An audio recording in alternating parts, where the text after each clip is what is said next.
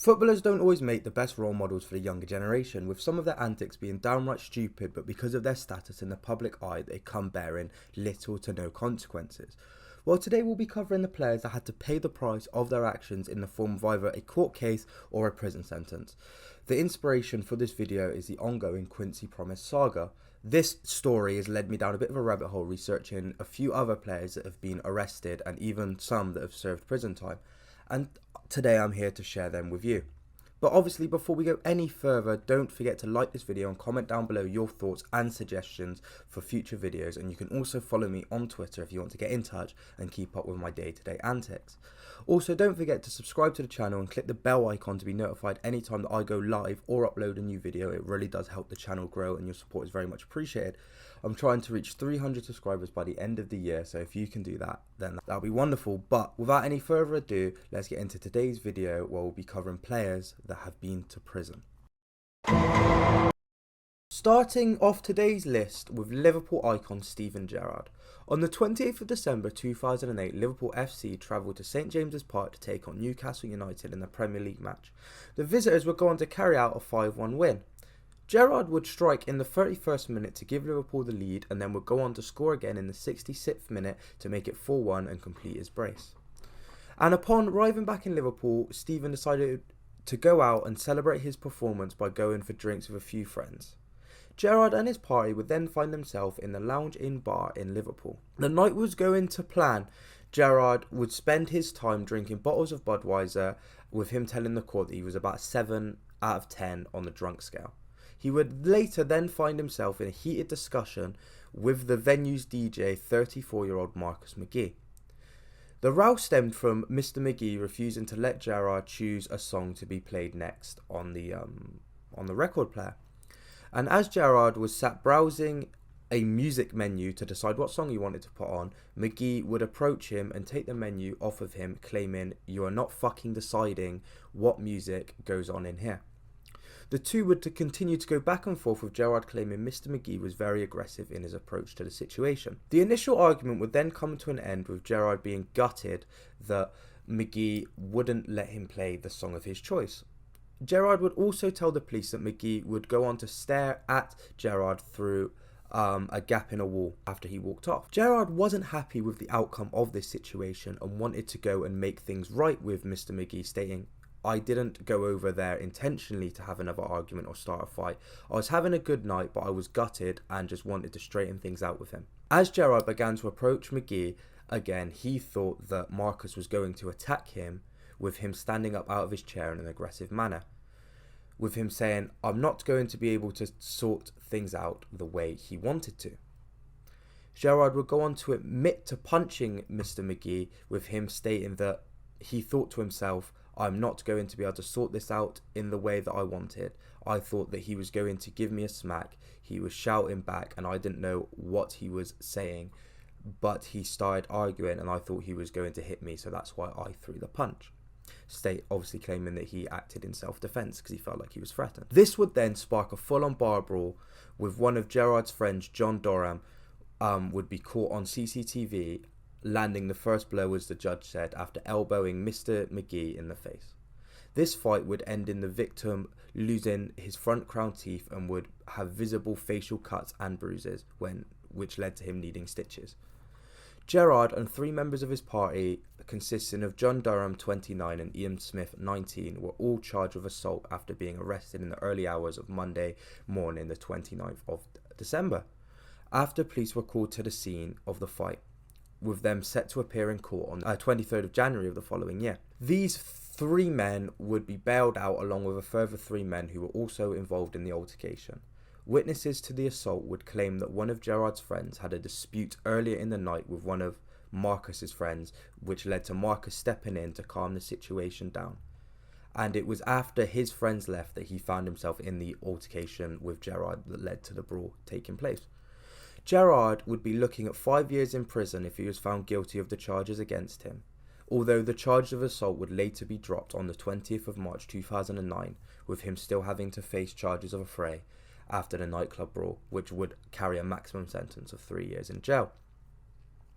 Gerard would appear in court on the 24th of July, where he would then admit to punching Mr. McGee 3 times, but would deny committing a fray, with him saying that he acted in self-defence, as we previously mentioned.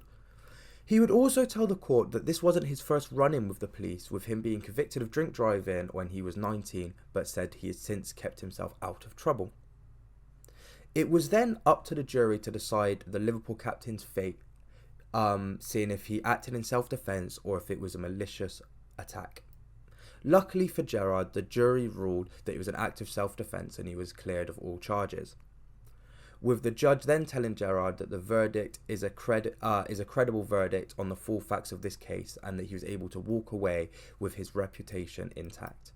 This incident seems to have long been forgotten, with you hardly ever hearing about it in conversation or on social media, meaning that the judge was correct in saying that Gerard would leave with his reputation intact. This would also be Gerard's last public run-in with the police, with me not being able to find any records of him having any trouble after this event, showing that he clearly had learnt from his mistakes and didn't have any slip-ups, or when it came to his professionalism in public anyway.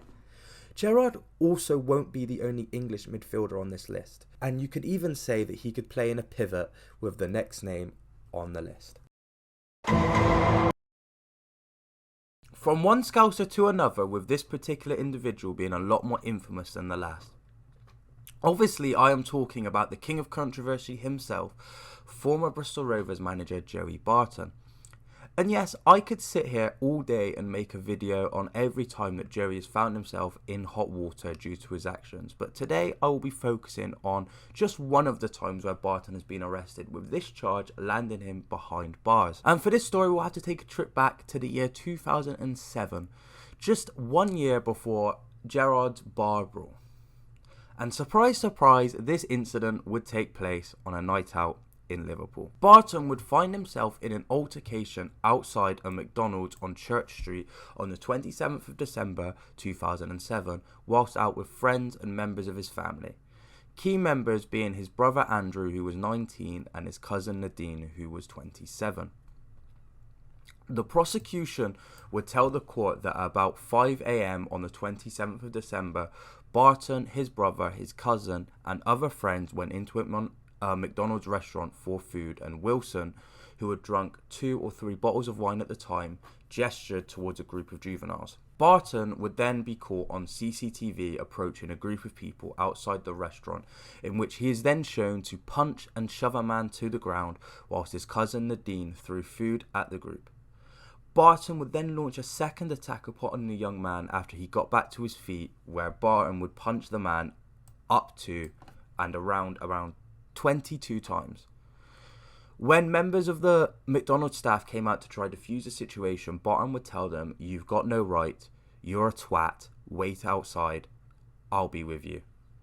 This would lead to his cousin finally stepping in which Barton would tell her, "I'm not a fighter, I'm a lover." Sure you are, Joey, it's not like there's multiple other instances of you being a fighter, but I'll take your word for it. Barton then attacked a second man, punching him repeatedly, leaving the 16-year-old with broken teeth. Barton would have to pay £2,500 to repair the damage that was done to the victim's teeth. Witnesses to the event would also go on to state that they had been left shaken up and felt sick after what they had witnessed. It is also very important to mention that Barton was out on bail for 2 previous offences at the time of his arrest. The judge would tell Barton, "It also happened at a time when you were out on bail for 2 other matters. If there was ever a time when you should be on your best behaviour, it was then." And I can't really agree more. It's actually crazy that Barton would act in such a manner whilst already being out on bail for 2 previous incidents, and it really does go to show that this sort of behaviour comes second nature to Joey, and he just can't help himself but getting in trouble. And this incident definitely wouldn't change anything about how Joey controls his temper, with him finding himself in many different violent altercations after this event. Barton would then claim in court that him and his brother were provoked by comments about their stepbrother Michael Barton, who is serving a life sentence for the racially motivated murder of Anthony Walker in 2005. The judge would accept these claims that the brothers were provoked, but doesn't believe his actions can be justified if they were provoked or not, with him saying he had no doubt that the 3 had been provoked by comments which were made inside the restaurant, but none of these comments justified Barton's actions. Barton would then also admit in court that he was remorseful about the incident, and he also then admitted to having a drinking problem, with it being understood that Barton had drank a large quantity of lager on the night of the attack, which would include, I think, 10 pints of lager and 15 further bottles. With all this information being taken into account, Joey pleaded guilty to assault and affray and was sentenced to 6 months in prison, with his brother Andrew getting a 4-month sentence and his cousin the Dean receiving a 6-month sentence as well. Joey would only go on to serve 74 days of his sentence and then was released from prison on the 28th of July 2008. Barton has since gone on podcasts and opened up about his time in prison and talked about how difficult of an experience it was for him. But that wouldn't stop Barton getting into violent altercations and acting in a violent manner in the future though. The next name on our list has also managed a League One team in the southwest of England, although I don't think you could actually call him a manager. Of course, I'm talking about former Forest Green boss, the Birmingham-born Troy Deeney. This story is a lot more recent than the other two that I've mentioned previously, with this one taking place in the year of 2012. The same year City won their first Premier League title, so it's an elite year in my book. Deeney would tick off 3 boxes from the footballer criminal bingo card, being English footballer, violent incident and a night out in their hometown. So there is clearly a theme with these stories that I've brought you today. Anyway, back to the topic at hand. On the 29th of February 2012, Deeney, who was 23 at the time, was on a night out with his younger brother Ellis, who was 21, friend Oliver Brennan, who was 20, and Mark Williams, who was 26. And like everybody else on this list, Troy was caught committing an assault on CCTV because, you know, when assaulting someone, you always do it somewhere that's littered with CCTV cameras. Anyway, Deeney could be seen attacking defenceless students, in which he would stamp on one of the victims' heads whilst they're on the floor, which is a bit of a grim thing to do if I'm being honest. Like, you know, it's not a great look. The victim of Deeney's rage would suffer from a broken jaw and psychological trauma, which would lead to him suffering from flashbacks to the attack, with the latter being something that he may never recover from, so that is obviously not good in the slightest. The judge would tell the defendants, 3 men in particular were singled out for what can only be described as a beating. All 4 of you, to a greater or lesser degree, joined in, but the effect of it was that these 3 men, who were already heavily outnumbered, became even more so as a result of what you all did. At least one kicked a man whilst he was already on the ground and very probably had already suffered a really serious injury. Deeney would be jailed for 10 months, but would only serve 3 months inside and a further 3 months on tag. Oliver Brennan would be handed an 8-month sentence in a youth offenders institution, with Ellis and Mark Williams serving 8-month prison sentences each. Troy has since done many interviews talking about his time at jail and how it helped him improve as a person, and he definitely felt rehabilitated. Yeah, so Troy, you're in here, you're in room, whatever the room is, and I say room, cell, like it's like a hotel. Yeah, the Holiday Inn. There are your keys, sir. Yeah. Little cookie. And because, just to let you know, they've all got the paper, so they all know who you are. Good luck. Push me back in and shut the door behind me. And I'm like, what, has he just said that's getting your head? oh, massively. Yeah. Oh, yeah. Massively got in bed. But he's like, pushed me through the door and like slammed the bars. And I was like, fuck. When questioned on the incident though, Deeney would say, I hit one lad and he fell against the side of a taxi. This lad, he was a student, went down, but as I turned to start fighting again, I felt him tugging at my leg. If you know fighting, if someone's grabbing at you, there's a chance he's got a weapon. So I kicked him in the head. I just put him out. That's the only part I don't like talking about. The guy could have died because I'm a powerful guy. I didn't think about my actions. When the police showed me the video the next day, I couldn't watch. And although Deeney's actions on the night were truly unacceptable and he has potentially ruined someone's life over a stupid argument on a night out, it is definitely good to see that he has at least learnt from his time in prison and tried to improve himself, unlike the last player that I mentioned on this list. I think the one thing that we can all take from this video is that going on a night out in your hometown is never worth it, and it always ends in disaster. But in all seriousness though, it's always best to stay safe and try to avoid confrontation in situations like this. And I know we all think we can handle ourselves physically in these scenarios, but when you actually look at some of the injuries and the difficulties that the victims have dealt with for the rest of their lives, or even just the short-term injuries that they sustained, is it really worth putting yourself in a situation like this? And the answer is no.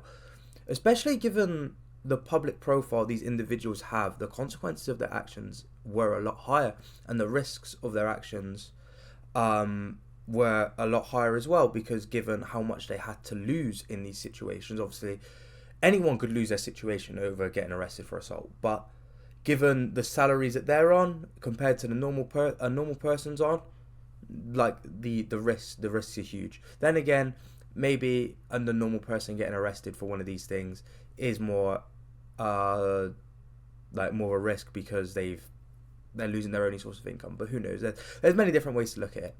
And well, this is one of the many reasons why a lot of public figures now have security going around with them while they're out and about, to try and diffuse any potential confrontations and uncomfortable situations whilst out in public, to just stop things like this happening and unneeded violence, basically. But anyway, that's all for today's video, and if you enjoyed, please like the video and subscribe. It really does help the channel out, and it helps me grow the channel, which in turn improves the production value for future videos. Also, comment down below how many of these stories you actually had heard of before, like if you knew all of these stories, if you only knew one, you knew two, and if you knew all three.